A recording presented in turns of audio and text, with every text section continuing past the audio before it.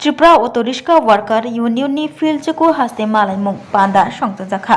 CITU Tripura Auto Rickshaw Worker Union ni Faisingtui Filchuku haste malaimung panda Koktishala Melar Mat Sodor Bukhaste Habanogo songjakha CITU ni bana tisamungni bisingti o malaimung pandano chengsawi rejakha malaimung pandawo hasteni kereng thaini adong rok phai sokpailaisa Pandawo Koknar Faika CITU Haste General Secretary Shankar Prasad Dotto Bosai Khanaraka Haste BJP Hapang Faimani Yagulni Shimi Taboksak Dora Khongsni Chichuku CITU ni Habanok Sabai Shukrok Klaijaka Choprokjak Beka Samung Tangnai Rok Bote Bosaka BJP Bodolni Samung Tangnai Motharok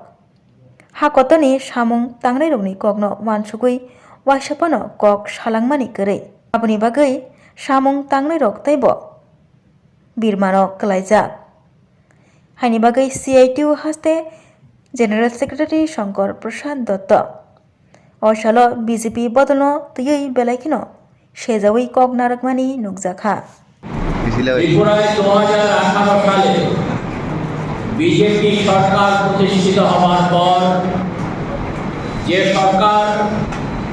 সততার সকল রাস্তাগুলোকে অবলম্বন করে ত্রিপুরার মানুষকে ভুলভাবে প্রতিশ্রুতির বন্যা বইয়ে দিয়ে যারা সরকার গঠন করেছিল তারা ভেবেছিল যে বামপন্থী গণতান্ত্রিক আন্দোলনকে যদি দুর্বল করতে হয় তাহলে ত্রিপুরা রাজ্যে পরিবহন শ্রমিকদের শক্তিটা অত্যন্ত মজবুত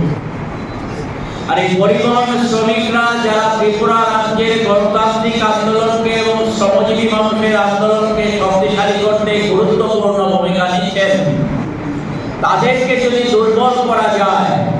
তাহলে পর ত্রিপুরায় বিজেপি শাসনটাকে আরো বেশি সেখানে মজবুত পাকাপোক্ত করা যাবে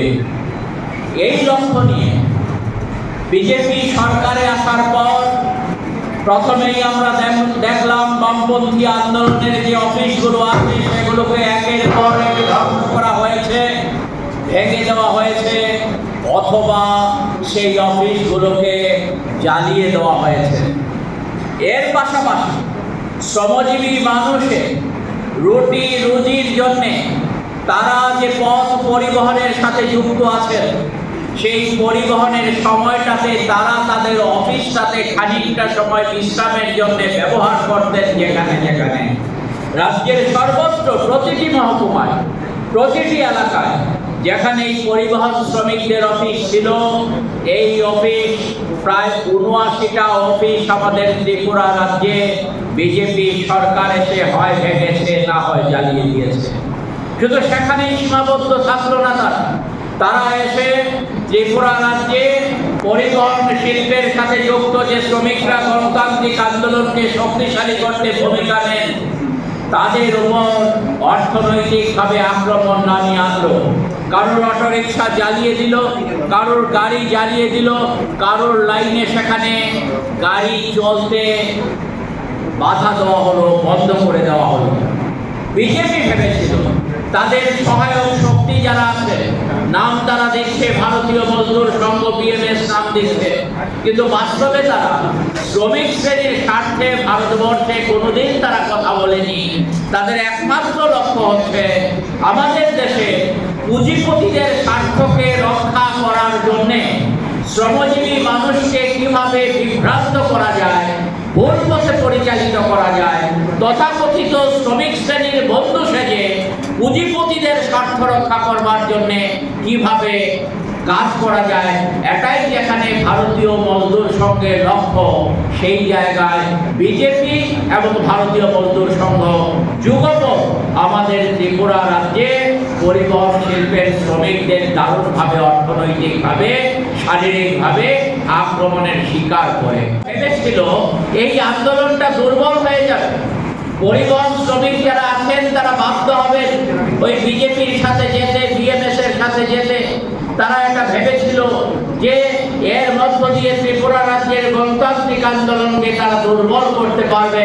কিন্তু আমরা দেখলাম তারা মূর্খের স্বর্গে বাস করছে আমাদের ত্রিপুরা রাজ্যে পরিবহন শিল্পের যে শির যারা আছে যারা ত্রিপুরা রাজ্যের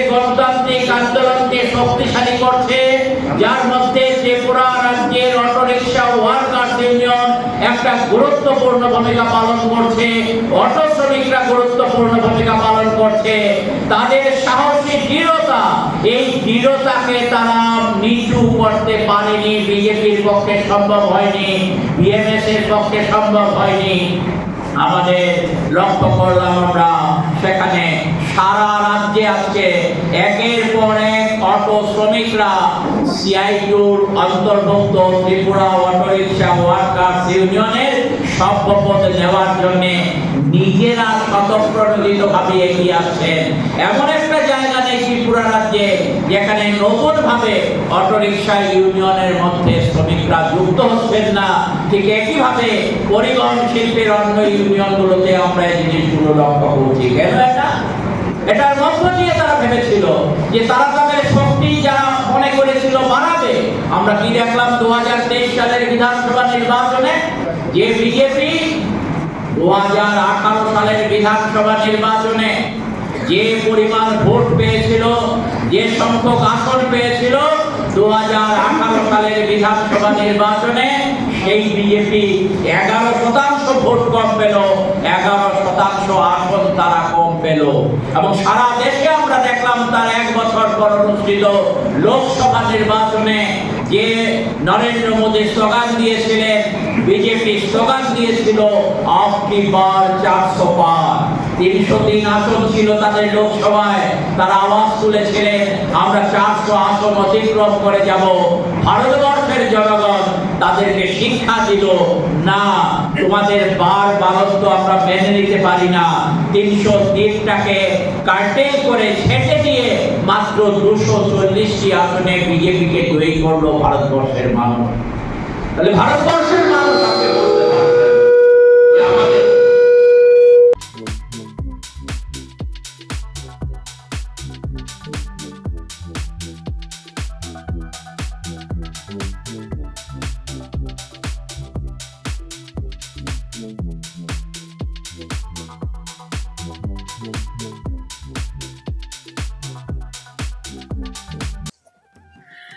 खुलुमखा आं पिनाकी देब बर्मा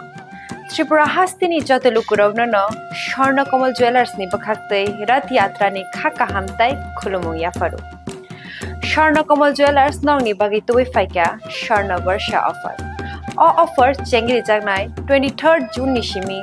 12 जुलाई जरा ताई बतंग नंनि बाय कक्तमा गाहाम आबं खा नर कचाम रांचागनो सेलाइबो कताल हरमार्क गोनां रांचागनि मानि तालांनानि शेप बतंग अवश्य मिया कतर खलाई डायमंड नि नेकलेस एग्जिबिशन बो चेंगि जाग लेबां रमै मोसालायनाय फायदि जादो सम ओ बायकोतो ओ बायचिको ओ बायकोतो ओ बायचिको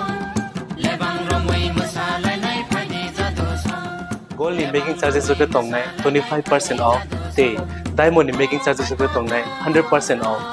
आमसमिया को मेगा लाकी ड्रॉ तोंगनाय 2टा स्कूटी ते लाकी ड्रॉ तोंगनाय 11टा होम अप्लायंस ते नेरो पाइप रूम नो सकान बो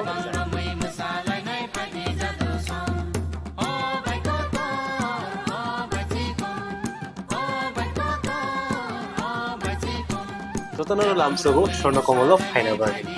তাই চিনি স্বর্ণকমল শোরুম শালগ্রাম খুলক যাচ্ছেন হামবাই